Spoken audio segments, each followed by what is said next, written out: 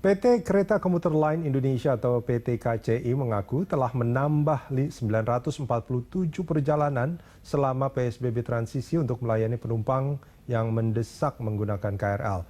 Namun penumpukan penumpang hanya terjadi saat jam masuk dan pulang kerja. Vice President Corporate Communication PT KCI Anne Purba berharap penerapan shifting kerja di Jakarta dapat dilakukan maksimal. Yang perlu diketahui juga bahwa di dalam PSBB transisi ini kami sudah menambah perjalanan. Sekarang sudah 947 perjalanan. Dari yang sebelumnya PSBB itu 776. Artinya sudah banyak sekali tambahan untuk melayani penumpang yang memang harusnya yang sangat mendesak menggunakan KRL sehingga mereka tetap bisa melakukan social distancing. The challenge is, tantangannya adalah bahwa ternyata jam sibuk itu masih terpaku kepada satu waktu. Misalkan dari jam 6 sampai jam 7 atau sore itu pukul 4 sampai pukul 6. Selebihnya kereta kita sepi. Jadi di sini makanya kami terus menggencarkan bagaimana caranya supaya pola shifting tersebut benar-benar efektif dan dilaksanakan oleh perusahaan-perusahaan.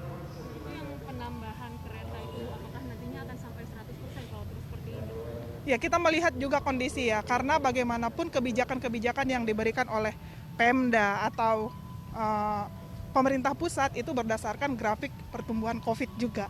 Jadi sekarang kalau kemarin waktu PSBB itu kita melayani sampai dari pukul 5 sampai 6 sore, sekarang dari pukul 4 sampai pukul 9 malam. Kita lihat perkembangannya seperti apa. Ya, itu tadi pernyataan dari Anne Purba, VP Corporate Communication dari PT Kereta Komuter Line Indonesia. Ini kalau mendengarkan pernyataannya Ibu Anne Purba itu, bahwa KCI sudah menambah begitu banyak perjalanan, ini terus kenapa masih terjadi penumpukan? Ini kayaknya Pemprov DKI ini atau mungkin menyalahkan perusahaan sebetulnya. Ya, gimana? dalam konteks ini kita tidak sedang menyalahkan atau mencari siapa yang salah ya.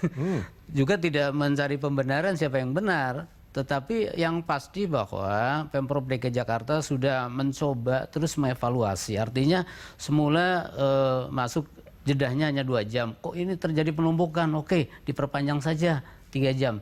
Kemudian jam kerja pun kita tidak lagi mengacu pada Undang-Undang 13 2003. Silakan diatur sendiri gitu ya oleh badan-badan usaha atau pemberi kerja. Soal waktunya? Soal waktunya. Loh, kalau misalkan seperti itu, maksudnya gini, misalnya jam 10 masuk, ya tinggal yang penting jedanya panjang ke belakang seperti itu. Artinya fleksibilitas itu kita serahkan sepenuhnya kepada badan usaha. Bukannya justru di situ masalahnya, kalau di masa pandemi nggak bisa kita menyerahkan itu pada perusahaan. Ya, oke.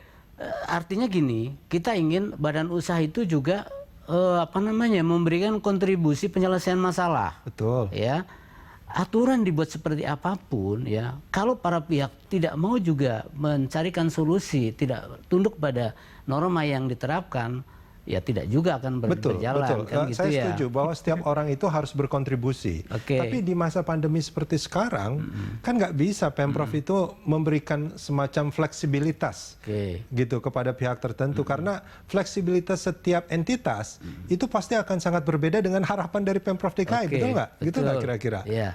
Oke, makanya di samping tadi kita memberikan satu fleksibilitas, sebetulnya ini tidak dalam konteks kebebasan yang tak terbatas ya, tapi bagaimana agar bisa meminimalisir ya kan?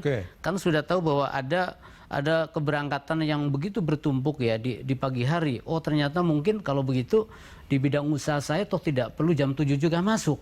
Kan bisa saja kemudian bergeser ya menjadi jam 8 misalnya. Oke, itu harapannya pengusaha punya pemikiran atau kesadaran seperti itu. Kita harapkan seperti itu juga. Kan nggak bisa, tapi nggak bisa diharapkan seperti itu. Kenapa tidak bisa? Karena di masa pandemi seperti sekarang, itu memang Pemprov DKI yang harus betul-betul memberikan acuannya kan? Ya, oke. Kan acuan sudah diberikan, tapi toh tidak berjalan kan? Karena fleksibilitas itu? Ya, bukan. Akhirnya kita memberikan itu. Oke, kalau gitu Anda atur.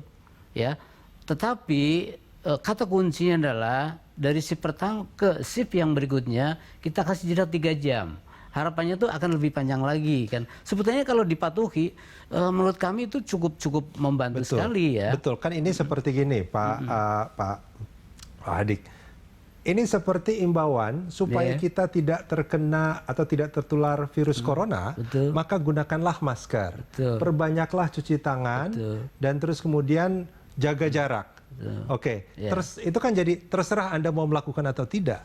Tapi di masa pandemi nggak bisa seperti itu. Oh, kalau- Anda harus menggunakan masker, bukannya Oke. sebaiknya menggunakan masker, tapi Anda harus menggunakan Iya, masker, oke. harus menjaga jarak, dan harus cuci tangan, kan begitu bukan? Ya betul, betul.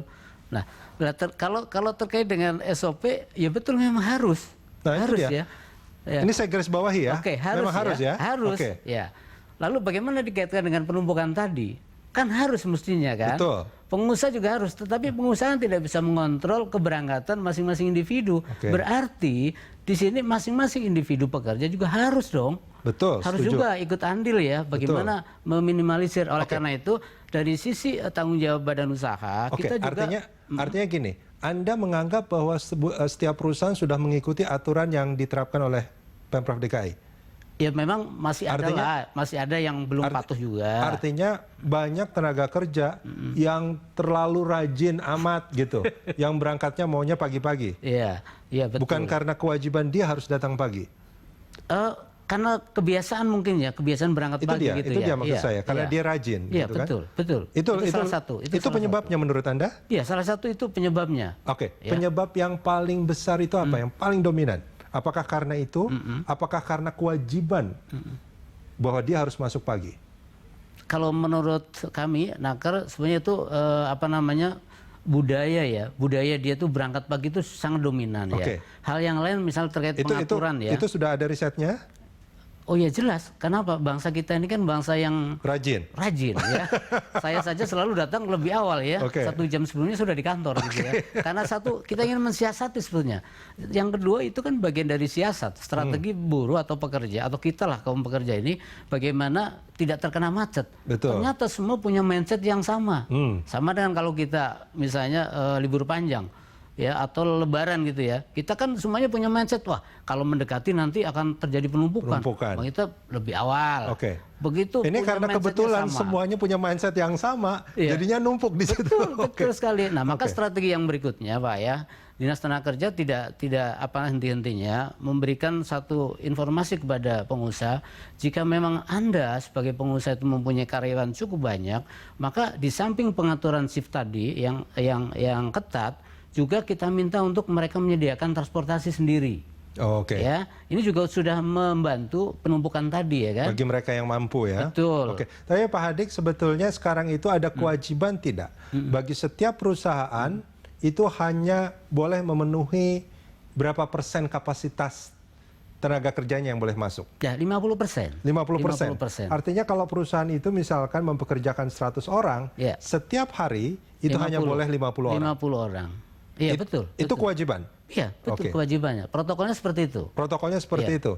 Nah, dari kewajiban itu sebetulnya apakah pengawasannya ini di mana Pak Hadik di sana Oke. itu melihat bahwa semua usaha itu mengikuti aturan itu?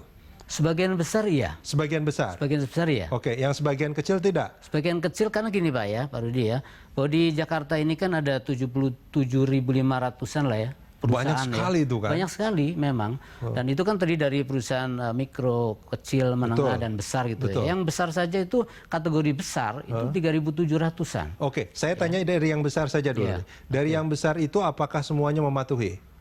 Saya tidak berani mengatakan semua ya. Oke. Karena berdasarkan Karena gini, ya. karena kalau yang besar-besar itu Oke. kan dampaknya luar biasa terhadap Betul. jumlah karyawan Betul. yang komut gitu kan, Betul. yang komuter gitu. Ya. Oke. Kenapa saya tidak berani mengatakan seluruhnya? Ya, karena bisa saja ada perusahaan yang menggunakan modus-modus tertentu ya, bagaimana mengatur pola shift itu sehingga seolah-olah bahwa ini sudah patuh gitu kan. Maka di data kami Pak ya, berdasarkan hasil pemeriksaan kita dari 1.537 yang sudah kita awasi, kita periksa, itu hanya yang seperti tadi disampaikan, hanya 2 yang kita tutup. Oke. Karena dia memang Hanya tidak menjalankan. Karena itu memang sudah luar biasa, Sudah luar biasa tahapannya sudah luar bandelnya biasa. lah ya, sudah Oke. dinasehatin, Nah, sudah diperingatkan. nah gitu tapi ya. yang bandel tapi belum ditutup ada juga. Ya tentunya ini masih proses ya, misalnya Oke. hanya ditemukan pekerja tidak mengenakan masker hanya Oke. 1-2, ya kita masih pembinaan saja. Oke, baik. Iya. Pak Ade, kita jeda sebentar, kita akan Oke, lanjutkan di siap. segmen berikut. Pemirsa jangan kemana-mana, kami segera kembali.